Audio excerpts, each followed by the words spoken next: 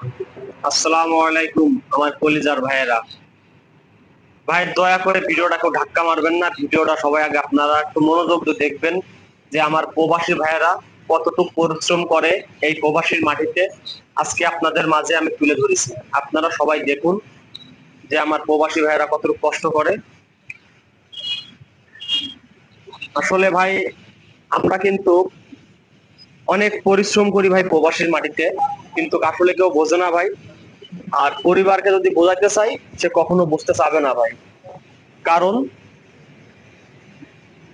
বিশ্বাস করুন ভাই, প্রবাসীর মাটিতে কিন্তু ভাই কেউ সুখী নাই, কিন্তু তারা পরিবারকে সুখে রাখতে তারা কিন্তু মিথ্যে কথা বলে যে আমরা অনেক সুখে আছি, অনেক ভালো আছি, আমরা অনেক ভালো খেয়েছি, অনেক ভালো চলতেছি।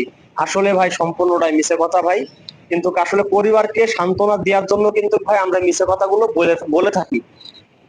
আসলে ভাই প্রবাসীরা অনেক পরিশ্রম করে, দেখতে পাচ্ছেন যে এটা শহর, আমরা শহরের উপরে আছি। এই যে আমার বাংলাদেশি ভাইয়েরা এই যে এই কানেকশনে কাজ করতেছে, আপনাকে একটু জুম করে দেখাই, ভিতরে কাজ করতেছে। আসলে ভাই অনেক পরিশ্রম করতেছে ভাই, নিজে দেখি, নিজেও করি।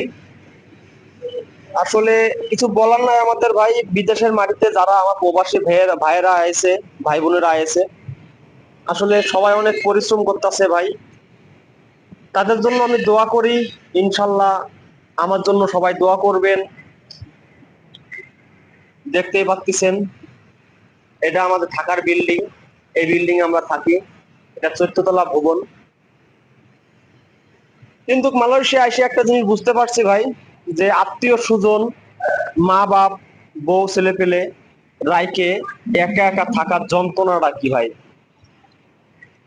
ভাই প্রবাসীদের কোনো মূল্য নাই ভাই, এত পরিশ্রম করে তারপরও কিন্তু প্রবাসীদের কিন্তু কোনো মূল্য নাই।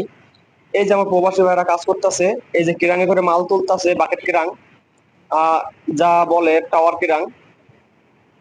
আসলে ভাই আমাদের তো কিছু বলার নাই, যে প্রবাসী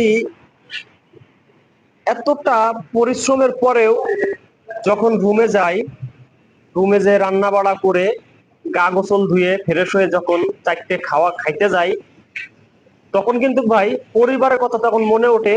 তখন সে প্রবাসী ভাই হাউ হাউ করে কান্না করে, তারপরেও চোখের পানি মুছে আমার প্রবাসী ভাইয়েরা পরিবারের সঙ্গে অনেক সুন্দরভাবে কথা বলে যে আমি